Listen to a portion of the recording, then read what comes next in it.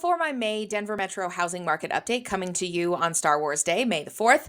It's a little interesting out there, but we're going to do some examples today to talk about the affordability piece and really show you how much of an impact that has had to so many home buyers in the last couple of years. And given how the numbers are, it's a really, really good way to try to compare apples to apples as much as we can. My caveats, as always, on my Denver Metro housing market updates, I am pulling the South Metro Denver Realtor Association dataset. That is a 7-county Denver Metro. Our median residential property, so this includes condos, townhomes, duplexes, and single-family homes. Median price is back up to $600,000. Our tip top that we had in the spring of 22 when the rates were really low before all the rate jumps and everything happened was $615 was our median. But depending on what data set you look at and what sensationalized media you read, you could say Denver housing market reaches new record high prices, right?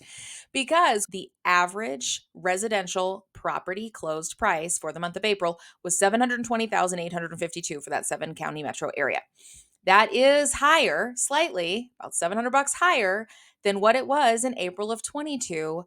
And then that's when the rates went up. So all of the April closings were people that locked in their rates in March. So all of the April contracts that closed in May were after the rates went up. And people were like, oh my God, this is going to cost a lot more than I thought. And then they kept going up and then they kept going up. And then everyone's like, oh, I can't afford to buy a house anymore. When you sort that data a couple different ways, and this is why I like to show y'all when I do everything, if you go to just single family, we're up to $812 for the average price, but we were at $820 before. When you look at the median, we're not quite there. So you have to look at the numbers just right to reach those record prices. I'm going to go back to all property types now just so my data set's clear. It does go to show that our market generally has recovered from the major market adjustment and correction that we had because of the rate changes and because of that rate impact and the cost to buy. Given that, it gives us the opportunity to run some really cool apples to apples affordability scenarios and show you how much of an impact those rates have made to people buying a house right now, because everybody's talking about what's inflating home prices, right? So the whole NAR lawsuit and settlement, the Department of Justice, Anyway, I'm not going to go into the politics piece as much as I want to, but some people in high standing political positions saying that, oh, realtors and title companies are the reasons that houses are not affordable. Really? Really? Okay, let's look at interest rates. That might have something to do with it.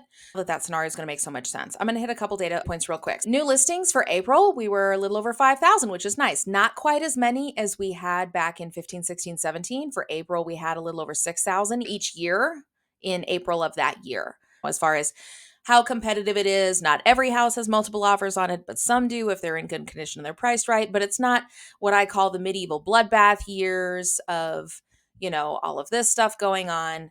It's kind of a mixed bag for things. And the days in MLS is a good indicator of that. The last couple of years, our market has not been this. When you're down in your median days on market being 4, 5, 6, 7 for a couple of years, that's when I was talking about things like literally flying off the shelf and people crawling over each other and battering each other to buy houses. That was the $100,000 over the list price, waiving inspections, waiving appraisals, batshit crazy market situation. So we're not quite as normalized as we were down in here, but we have some serious seasonal swings, right? And we're coming back into that. And here's just a little note on why median versus average makes a big difference. So, in days in MLS is a great data point, right? Because that's essentially how many days a home is actively being marketed in the MLS. From the time it says, hey, this house is for sale, come take a look, not coming soon, but active, you can come see it and submit an offer, to the time that, hey, we have an offer, we are officially under contract, okay? The median is 8. So median is if you were to line up all of those data points and take the one in the middle, right? The average is 29. So that's if you were to take up all the numbers, add them all together, and divide by how many numbers there were, right? That's average. So, but that's the difference of homes being on the market just over a week and homes being on the market nearly a month. So your agent that is talking to you about selling your home or helping you buy a home, of how quick homes move, needs to understand those differences, because that is the difference of a bidding war and having to do 1 to 2 price drops. That's why I don't like average for most numbers. you can see these are the conversations that I'm having all the time, and that I'm explaining to my sellers what we can expect, because I can dial in these areas. Instead of being a 7 county metro for the data, I can dial in their neighborhood or the zip code or the city or the target areas, and actually draw with our tool here. I like to draw dedicated neighborhoods and areas of like, well, this neighborhood is where we're selling, but these are 3 other neighborhoods that a buyer looking at your house would also consider. It gives us really, really good data to look at. But you can see homes are still going. It is pretty aggressive. Not everything has multiple offers on it, but some things do, where they tend to trickle in over the course of a week or two. It's not like the one weekend auction and stuff that we've had. I'm going to hit active listings real quick. This is kind of an inventory picture, right? How much is sitting on the market. We actually had more active listings for April than I would expect given the previous years. You saw we didn't have as many new things coming on, but we had more sitting around a little bit. But our days in market is still pretty low. So it's just a kooky market still, but it is normalizing out seasonally. Shows depending. I'll hit this for the people that are considering selling. Let me narrow this in a little bit. That's way too much data. This is another one that the median doesn't always like. It gives you an idea. It gives you a little bit of seasonality. The average gives a little bit more variation in the number and is a little bit more smoothed out. But you can see our showings depending are going down because it's in the spring. People are out looking. People aren't as picky. Things go faster. That's about what I would expect. But for my affordability scenario, let's just take some numbers here, and I'm going to come out of full screen, and we're going to plug some things into a payment calculator. Now, the caveat here is I am not a lender. I am not quoting any rates. I'm just giving you directional numbers to show you how much the affordability has changed in a 2-year period. Let's take that median close price number, right? And say, okay, $615,000 is what it cost back in April of 22. And then $600,000 is what we're looking at right now, right? So 2 years, a little bit less overall, essentially as close to a wash as we can probably get for round numbers. We're going to take that number and say, let's say you want to go buy a 3-bed, 2-bath, 2-car garage, single family home, whatever, and that happens to be the price, right? Could I pull the data on exactly those homes? Yes, sure, but it doesn't matter for this purpose. So I'm going to go to mlcalc.com. I am not sponsored by any of these mortgage companies. Or any of these calculators. Yes, they have ads on here where you can like, hey, get today's rate and all this kind of stuff. Meh. They're just sales and lead generators to lenders. I like this because I can put in property taxes, property insurance, HOA fees, and I can get pretty dialed in for my buyers. Roughly what payment are you looking at? Because you live in the payment. You don't live in the price. You don't think every month when your mortgage statement comes in, man, this $600,000 house is really expensive. You think, man, this mortgage payment of $4,500 a month is really expensive. Let's just run an imaginary scenario for April of 22, right? Exactly 2 years ago. Let's take that $615,000 median price house. Let's say you saved up your 10%. We'll do a 30-year mortgage, and then interest rates at that time, roughly in the high threes, right? Depends on credit, depends on timeline. But a lot of people got that 3% rate, that golden handcuffs that I've always been talking about the last couple of years. Your property taxes. Keep in mind, our property taxes are not only in arrears, but they are only in Colorado, because that's all I'm speaking to, are evaluated in odd years, right? So only every other year. So as the market creeps up, it only hits you every 2 years. So you hadn't had a ton of major market appreciation over 2019 and 2020. It was aggressive, but it wasn't as aggressive as it was this most recent property tax valuation cycle. So your property taxes on a house price like this, I'm just going to say roughly $2,100 a year. Pretty reasonable number. Property insurance. That's another thing that has gotten stupid expensive recently, especially with, I don't know, we had a tornado, we had a record hailstorm, insurance carriers are dropping out, townhouses aren't able to get insurance to cover exterior maintenance for the entire complex, and townhouse owners are having to pay for it on their own outside of the HOA fees, all kinds of crazy stuff. But it was very reasonable a couple of years ago on, let's say, that 322 single family home to have roughly $1,800 a year, because I had clients that sold houses and that's about what they were paying then. And let's say your HOA fees were, I don't know, $50 a month. The start date doesn't really matter because I'm not going to look at the amortization table. But for the sake of this, okay, $3,178. That would have been your payment. And the nice thing is it shows there's your principal, there's your taxes, there's your insurance, there's your HOA, there's your PMI, right? Obviously, I'm not going to go into the PMI percentage rates because that plays down in the weeds, and that is not a place that I track on a regular basis because I'm not a lender. Let's go ahead and just duplicate this tab and let's run our second scenario, okay?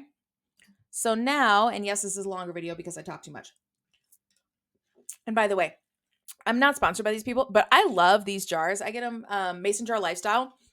It's a small business here in Denver area. I love their stuff. I drink out of these all the time. They work great. Obviously, you can put the glass in the microwave. You can put it in the dishwasher. You can put it in the fridge. I really like it. All right, a second scenario. We're going to do that current median home price of $600,000. Okay? So price gone down a little bit, right? Hey, affordability, better. We're going to take that same 10% down payment. You saved up the money. But now that interest rate, instead of being 3.75, it's probably going to be, I'm not quoting an actual rate, I'm going to say roughly 7 for example purposes. And that's a pretty realistic rate with the volatility right now, mid 6s to low 7s, depending on the situation, the loan. But not only does that suck, your property taxes, because now we had our most recent assessment cycle in 2023 for all of the 2021 and 2022 market appreciation. Now, your taxes for the Denver Metro, the average property valuation increase over that 2-year period for that taxing cycle was 38%. How do I know? Because I ran those numbers myself. So 38% increase on this works out to about $2,900. It's like $2,892 or something like that. Okay, so now your taxes have gone up a good chunk. Oh, wait, that property insurance? Yeah, I'm selling these houses all the time, guys. That's up to $3,600. You might be able to get away with like $2,900, $3,100 if you don't have replacement coverage for the roof, if you have like a 3% wind and hail. I heard that the other day, which was the first I've ever heard that. 3% wind and hail on a $600,000 house, you're paying $18,000 out of pocket before the insurance pays anything. Let's say $3,600 for the insurance. And oh yeah, the HOAs have gone up a little bit because costs of everything have gone up. You want to see the magical number and how much it sucks? $4,400 for that same house, when the price is almost the same, actually less. I don't know how to mind blown, right? Let's go actually check and calculate what that difference is. Okay, so you're going to see everything that I'm doing and you get to see if I'm making ears. So it's 4428 minus, what were we, 3178? Yep. 3178, 1250 over our original 3178. That is an increase of 39.3%. So, housing affordability in the Denver metro market for your typical home, your median priced home, even though the price has technically gone down in 2 years, the monthly cost of that has increased by almost 40% in 2 years because of interest rates, taxes, and insurance. Not price, guys. This is not a price problem, okay? You live in the payment. You don't live in the price. And so when people are talking, and I'm not saying the rates going up is bad. I understand there's a lot of economic factors that have to be considered. There's a lot more things in play. Had the rate stayed at that, the prices would have gone through the roof because then everybody can afford to throw the money in the price instead, right? So I understand that.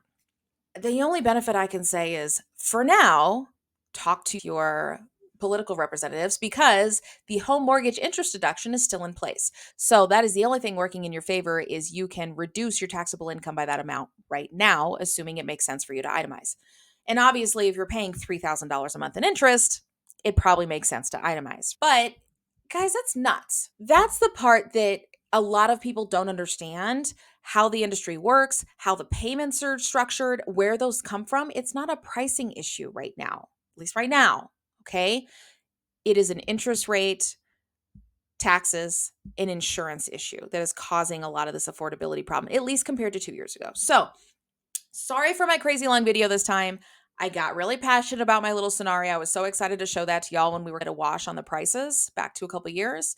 But anyway, if you are looking to buy or sell and you like somebody this level of crazy and this level of passionate about data and about understanding things and about explaining things to people, I am crazy. As long as we're the same kind of crazy, this all works out, right? Please feel free to book a consultation. I do have buyer appointments and seller appointments. If you want to ask me a quick question, all that kind of stuff, I have appointments for that down below in the description on my Calendly link. You can just grab some time off my calendar.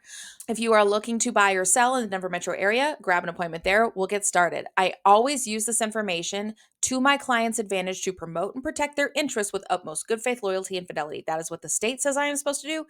But I actually understand this information so I can leverage that so we can be strategic and we can make better decisions of when you want to buy, when you want to sell, especially for the areas. What are the chances that a house will come up for market in that particular complex, whatever it is. If you need an agent in another area, please reach out to me. I do have a form down below that you can fill out, and that way I can match make you with some people to interview a couple of agents in the areas that you're looking for. And anyway, if this was helpful, hit the like button. That will help other people find it. Thanks so much for the time, and y'all have a great day.